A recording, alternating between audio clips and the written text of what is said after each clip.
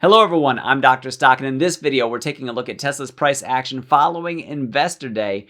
Also, we're taking a look at ChargePoint as they've come out with their earnings in the after hours, and then also C3AI has come out with their earnings. So I'd like to talk about not only how they've moved, how I expected them to move, how I played them, and all of that is in this video. Real quick before we get to the details, down in the description, find the link for Moomoo. Click my link. It is an exclusive offer where you can get up to 17 free stocks by going through my channel to get them. Depositing $100 or more will get you 7 free stocks, including a share of AI. Hey, their earnings came out. Check it out. And also a share of BBAI as well, along with 5 other stocks. Depositing $1,000 or more gets you 17 free stocks, still including those same 2 stocks. So 15 additional on top of it. So you are signing up, depositing your money, still your money, and you're getting free shares on top of it. And you're also supporting this channel so I can keep bringing you high quality information. So take advantage of it. It only lasts till March 31st. It is an exclusive offer. Let's move on. One other thing while you're looking down in the description, find that link for the Patreon. I post my buy and sell alerts over there, give a Patreon exclusive videos, commentary, research, you name it. I put it over there at the Patreon. That link is also down in the description. With that said, let's get talking about Tesla, ChargePoint, and C3AI. All right, so let me just say for Tesla's Investor Day, Tesla in the house. If you haven't taken a chance to watch that, it is just an incredible, just journey for the company. I don't care if you're a Tesla fan or not. If you watch it just to see sheerly the struggles that they faced, the uphill battles that they had to climb to bring forth the full integration that they have, the verticals that they offer, the stuff that's made in-house, It's incredible and it's crazy, and it not only does it show why they're leaders in the EV space, but it also really makes me sort of bearish on looking at other companies, especially the legacy auto companies with the ICE vehicles, making something that even comes close to competing financially, margin-wise, with what Tesla is doing. So let me just say kudos to all of the Tesla team and Elon just for bringing the vision that you have so far to fruition, and I look forward to the development of the company over time. Now, let's get to the charts. We'll talk about some of the price action. So here we're looking at the daily chart for Tesla, and you can see this most recent candle that we have over here. Down below, a lot of the more recent ones. We did expect that possibly there could be a sell the news event, and well, it happened pretty much in the after hours, and we saw it happen continually throughout the day today, although it did close as a green candle. So we closed higher than we opened, but it was still well below yesterday's close. So Tesla gave up about 6% today, just under that. It was like 5.85% that it gave up today, dropping down as low as, let me see, $186, and the closing price came out to be about $190. So we actually have decent support below there. 185, 182, right around those values. It can drop again down to like 177, 172. So we're going to have to watch and see if Tesla price settles back down again. I know there's people chomping at the bit to get into more shares at lower cost bases. So we're going to have to see that take place over time. So that's Tesla. And I got to say, even with their bright future, one of the reasons that we didn't get a wild upward movement in the price, you could sort of blame the run-up that we have. Now, you could also talk about the gains that they've made so far, but that's looking back, not looking forward. Looking forward, it's no small spend to get to where they need to go. And so for the investors in the company to hear that there's going to be a huge capital expense in order to get that roadmap by 2030, the longer one by 2050 to move over to full electric sustainability, that's a big push, and that's an expensive push. And if you watch the investor presentation from Investor Day yesterday, you'll know that it's hundreds of billions of dollars for that big transition to happen. I think that's even just to 2030. The 2050 view, I think, is even more expensive.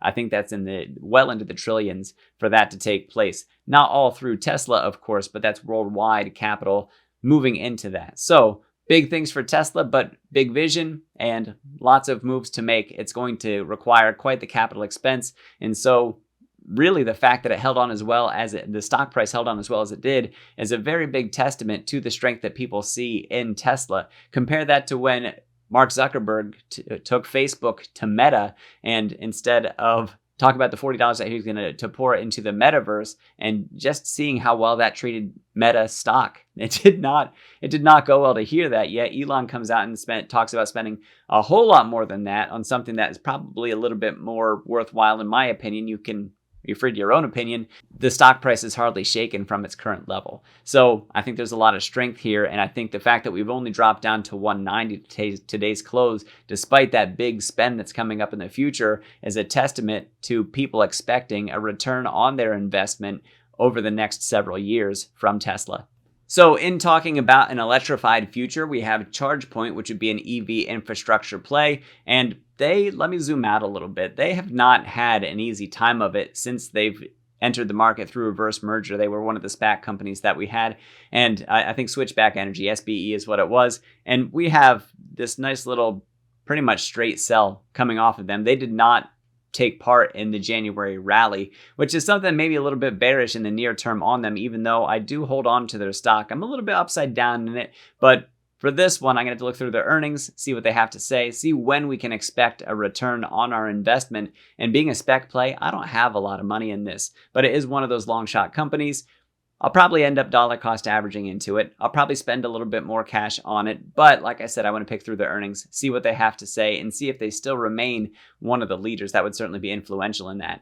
Now, being short-term bear on this, I thought possibly that we would see a lot of weakness because right now they're still pre-profit. There's still a lot of spending that has to go into it. And they don't bring in a lot of revenue. So it would be easy for them to miss. And well, that's exactly what happened. Let's take a look just at the intraday chart here, and you can see they dropped, as of right now, they're down 12.5%, but they did drop as low as 16.5% in the after hours when their earnings came out. So what does that look like? Let me collapse this for a moment. And we have a miss on earnings, we have a miss on sales, we have a miss on revenue. Having those three misses along with it, everything coming in weak, also with weak forward guidance from here, like that's just a recipe for a drop in the stock price. Now, how's that troublesome? Well, let me go back to the daily chart. I'll pop this back out again. Just a quick thing about Moomoo. Free stocks aside, maybe you'll use my link, maybe you don't. But I'm just saying that if you get the chance to sign up and get a hold of Moomoo, like it's very fully featured. Like I really, really enjoy using it. And the more that I find, like there's a lot of stuff to unpack here. And I gotta say, it is very straightforward for the new users and with a little bit of a learning curve. However, with the more advanced users, there's still a lot more advanced features there too to really suit a lot of traders' needs. So let me move on because this is about ChargePoint. So here's the problem with ChargePoint. Yesterday in my video, I said that we had room down to about 1050 or so where we could see that support hold out. However, after 1050, there's not a big floor on this thing. We have room down to about $9 or so, and right now we're trading in the after hours. So people could buy into it. By the time the market opens tomorrow, we could see strength come back to ChargePoint. And maybe I'm wrong about this, but if that weakness holds out and the higher trading volume comes in and people keep on dumping the stock, we could revisit the lows that are on here. If you did watch my video yesterday, you'll know that I talked about some options plays for this, taking a long straddle, a long strangle. Not advising. I'm just saying when you expect volatility, those are two plays that can work out in your favor. So what I did, and I shared this trade with my Patreon members through the Discord, expecting that possibly we would have over a 5% move. I thought, 5 to 7%. And with the strangle, if there's not enough volatility, it's pretty much a losing trade. However, with enough volatility, you end up going profitable. However, it's not the same as if you pick the right direction. So if you just go all calls or all puts, you stand to gain more money. But if the stock goes in the other direction, opposite of what you were expecting, then you have bigger losses. So bigger risk, bigger reward. For me, I went with smaller risk. And so it's going to shrink my reward a little bit, but it's still going to print for me tomorrow, assuming that we stay right around like anything above that 7% drop, or I should say below that 7% drop that we've seen so far. If it keeps dropping down below that, that's just going to turn greener for me by the time I close out that trade tomorrow during the regular market hours. Now for our friend C3AI, I know that this is a popular one for people. There we go. Let me put the chart back up. So C3AI, with this little formation that we have, wedge, pennant, whatever you want to call it, I thought, hey, we could move a lot on this one. And I actually purchased this one a few days ago. And I considered closing out of it yesterday during the regular trading hours. I placed another strangle on this one, expecting volatility, but not wanting to put in the same price that a straddle would come with. So I made my choice. We'll say it that way. Now, if we look intraday on this one, we are currently trading 22% above where we closed yesterday. this thing, if the price action holds out for tomorrow, that is going to print. I don't know what else to say. Like, so if you've got call options on this and near term with high implied volatility, congratulations. Here's your 2 claps.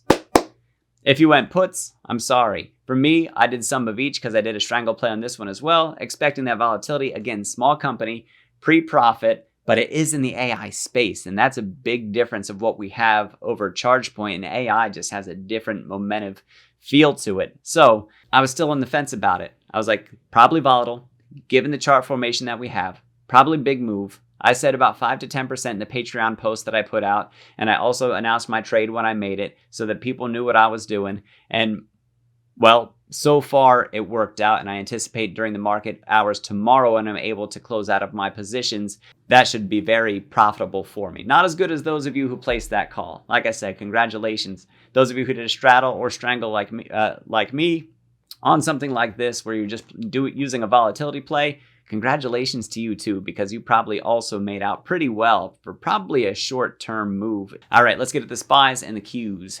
SPY and the Qs, not the SPYs. Bam, there we go. All right, so the SPY, we actually had pretty large body candle here from the time that we opened till the time that we closed. We're within 1% of that 400 mark, which is about the 4,000 level on the S&P. That's not bad. So if we bounce pretty close to this 200-day that we have, and we have that short-term rally that I said we could possibly have at the beginning of March, awesome, because then I'm right again. But if we don't and 200-day fails to hold, like, I think we still come down. I still think that we end up touching that 200-day before we start bouncing back up. If I'm wrong about that and we push on through 4,000, especially if we have a full day where we open and close above 4,000, to me, that's resistance broken. And that adds to my case that we're going to see more levity in the market, that it could rise up more upward pressure from the market. That's what I think. We are close to that 50-day, however. I wouldn't say that the 50-day resistance is firmly broken. Tomorrow's trading day is going to be a little bit more telling about that. So short term, and this is a tough call. I have people who think the same way that I do, fine. I think people who think differently than I do, fine. Like, I would much rather talk about our perspectives and come to some sort of consensus rather than trying to bulldoze anybody's, because there's times that I'm definitely wrong. There's times that I'm definitely right. And I would much rather listen to people and what they have to say, especially when it goes against how I feel their market's going to go, because maybe I'm missing some information that's really going to change my mind about the opportunity. So we'll have to see if that happens. Like I said, I think it's highly possible that we do bounce a little bit from here, that we see a little bit of upward pressure in the markets up through CPI, PPI. Maybe that's the moment that it knocks it back down. I don't know. I do know that I'm going to dollar cost average with my position of SQQ if we do see that movement back up as my short hedge for the fact that I think that in Q1 earnings, we could start tumbling right back down. So let's move over to the Qs. Q, there it is. All right, so Qs, oh my. The NASDAQ was kind of flirting with that 200 line, that 200 simple moving average, 200-day simple moving average that I have here. We actually opened below it, but then closed well above it. So a little bit of a scare. That support was broken. However, we did bounce off of it. We're in good shape right now. We do want to see this thing pop back up over 300, hopefully in the near term, and that could be very good for us. Basically, for the for the NASDAQ 100, we want to see that break 11.6. That would actually be very good for us to watch that take place. And so here, 200-day, we have it as support. 50-day, we have it as support. And like I said, these are the simple moving averages. And if we fall through those, let's zoom out a little bit and see where that puts us. If we fall through those, we got room down to about 280 or so. So I don't know, 4 or 5% to give up before we start really falling into trouble from where it's currently at. That's if it falls through support. And you know, it's possible that we do that. It's possible that we retest lows. I try not to get my emotions or my feelings involved. I try to do more about what's going on in the world around us, in the market around us, and what's the sentiment concerning with the market. In that way, I try to have my blinders off. It doesn't mean that I'm still not biased in some ways, because, you know, that's something that we try to control is bias. It's something that we can't ever really completely remove. However, we can mitigate it as much as possible. All right, so that's what I have for you today. Tesla, I think it's going to have a beautiful and bright future. I can't promise anything and I can't give advice, but I will say that I do like Tesla. I remain a Tesla bull, and I think any short-term price fluctuations that we see aren't necessarily a reflection of their fundamental value. ChargePoint, man, I hope I'm right with the little bit of a long position that I have with them. I'm glad that I was right about taking the strangle in the short term. I didn't know which way it was going to go. I thought bearish on it, that we would see it drop. It did. So I guess I was kind of right, but that, to me, it was still may have been a little bit of a coin flip. Maybe you guys know more than I do, and you were more certain that it was going to fall. I don't know. C3AI, I thought that was like NVIDIA, like it was a coin flip. Now for NVIDIA, I gave a direction instead of playing the volatility, and I was just flat wrong about that. I actually didn't take a position, but if I did, I was going to take puts for it to fall. Man, would I have been out of some serious cash. With C3AI, rather than picking a direction, I played the volatility, and moving as much as it did, that and ChargePoint, playing volatility on both of them should work out for me. So that's what I have for you guys. And keep your eyes open for the opportunities. If you had skin in the game this time and it worked out for you, congratulations, nice job, enjoy your moment, start looking for the next one. As always, down in the description is the link for my Patreon. If you hear more of my commentary, see my Patreon exclusives, participate with my community, all that stuff's over there for you. Anytime that you want, just click the link and sign up. Don't forget to check out that link for Moo down in the description. Click the link, sign up, get your free stocks. Thank you for your support of the channel. Like the video. If you did like this video, hit the subscribe button to see anytime that my channels come out. Make sure you ring that notification bell. I'm Dr. Stock, Doctor of Education. We'll see you in the next video.